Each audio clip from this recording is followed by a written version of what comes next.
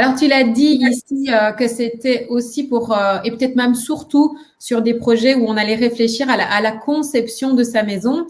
Et moi, aujourd'hui, mon premier réflexe, si j'avais un projet de construction, ça serait de faire appel à un architecte d'intérieur ou un architecte peut-être tout court. Alors, en quoi est-ce que la révélation et cette méthode, elle peut être aussi peut-être complémentaire à ce métier qu'est l'architecte aujourd'hui? Est-ce qu'il y a aussi une différence et qu'est-ce qui ferait que je ferais appel? Est-ce que je fais plutôt appel à un architecte, plutôt appel à un révélateur ou une révélatrice d'intérieur? Est-ce que c'est complémentaire? Est-ce que tu peux nous en dire un peu plus sur, voilà, sur ces distinctions ou ces complémentarités avec le métier d'architecte? Tout à fait. Donc, le mot reste le même avec l'organisation d'intérieur. Pour moi, c'est deux choses qui sont à nouveau distinctes, donc différentes, mais pour moi très complémentaires. Alors, si on fait un petit peu un zoom sur l'architecte, lui, il va vraiment mettre le focus sur le côté technique. C'est parce que c'est lui qui va penser la maison dans sa technique, etc.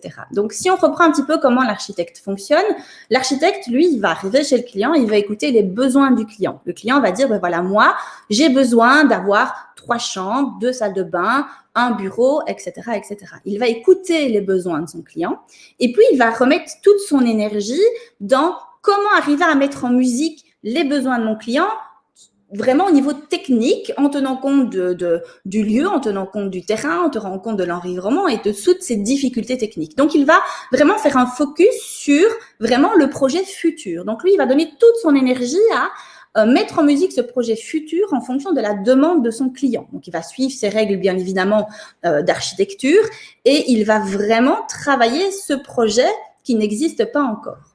La révélation d'intérieur, on n'est pas sur de la technique, on n'est vraiment pas du tout là d'ailleurs pour construire des maisons, pour penser à tout ce côté technique. C'est vraiment la dimension humaine qui est vraiment l'énergie.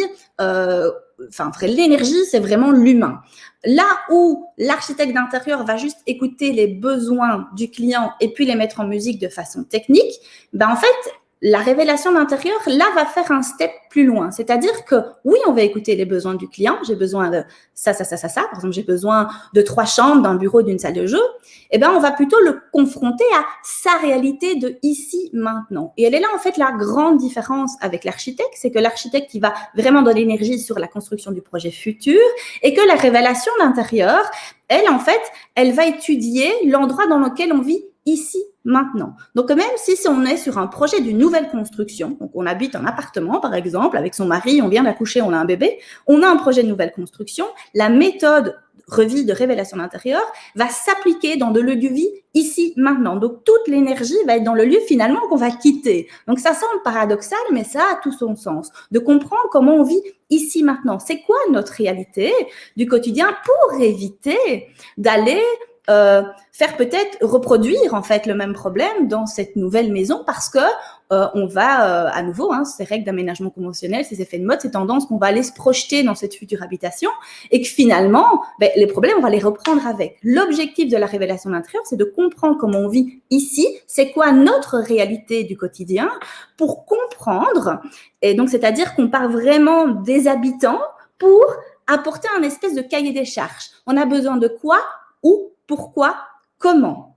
Et puis, à ce moment-là, c'est ça qui est magique, c'est que là, on va tendre la main à l'architecte. C'est qu'une fois que nous, on a remis l'humain, son mode de vie, on a compris comment il vivait ici, maintenant, dans son habitat, on va pouvoir vraiment se projeter dans ces futurs espaces, éviter surtout et ça, je l'ai entendu des dizaines de fois, Marie, si je t'avais rencontré plus tôt, mais jamais je n'aurais fait cette maison comme ça. Les si j'avais su, c'est vraiment pour se dire maintenant on sait ce dont on a besoin. Et puis, à ce moment-là, on pourrait passer la main à l'architecte qui, lui, va donner toute son énergie dans justement comment arriver à mettre en musique, point de vue technique, pour vraiment construire cette habitation. Donc, c'est vraiment un travail main dans la main et j'ai vraiment envie de dire pour l'architecte de vraiment soit se former et avoir cette méthode-là en plus ou collaborer avec un révélateur d'intérieur va lui faire gagner un temps de malade. Si je peux vous raconter des petites anecdotes que j'ai vues quand même beaucoup, c'est des personnes qui étaient en train de penser à leur projet d'habitation, donc penser au plan d'habitation, hein, très souvent selon des règles, des tendances, etc. Donc finalement déconnectés de leur réalité et qui n'arrivent pas à se décider et qui vont en fait dire j'ai besoin de ça, puis l'architecte va faire un avant-projet, puis finalement ah ben oui j'ai vu ça sur Pinterest ou j'ai vu ça chez une amie et finalement je ferais bien ça, et des fois on tourne des années avec des plans, c'est-à-dire que l'architecte doit toujours revenir pour travailler les plans, donc ça coûte beaucoup de temps à l'architecte et finalement plus d'argent aux personnes. L'avantage de la révélation d'intérieur, c'est qu'on arrive à asseoir des besoins. En fait, on aligne l'habitant avec ses besoins et ses espaces. C'est tellement évident, c'est tellement clair pour les personnes qu'on va tout de suite pouvoir mettre en musique ça dans un plan d'habitation. Donc, c'est comme si on offrait à l'architecte une étape. C'est pour ça que j'ai barré l'étape de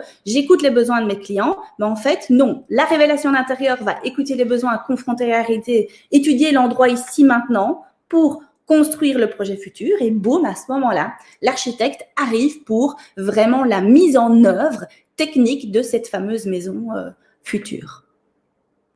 Alors, je trouve ça super éclairant, Marie, vraiment tes explications. Moi, je viens d'apprendre énormément de choses et je suis vraiment en train de me rendre compte à quel point, en fait, ton analyse, comme tu l'as dit, hein, peut faire vraiment gagner beaucoup de temps, surtout quand on ne sait pas, quand on est dans ces périodes d'indécision, qu'on regarde un petit peu tout. Tu vas nous aider, tu vas nous guider de par tes questions, finalement aussi peut-être à être le plus proche de qui on est, accepter qui on est ici et maintenant, notre manière de fonctionner et peut-être d'arrêter de rêver à une manière de fonctionner qui en fait est d'arrêter d'essayer de rentrer dans un moule, dans une maison qui ne nous collera de toute façon pas, puisque de manière naturelle, instinctive, spontanée, nous fonctionnons comme ça.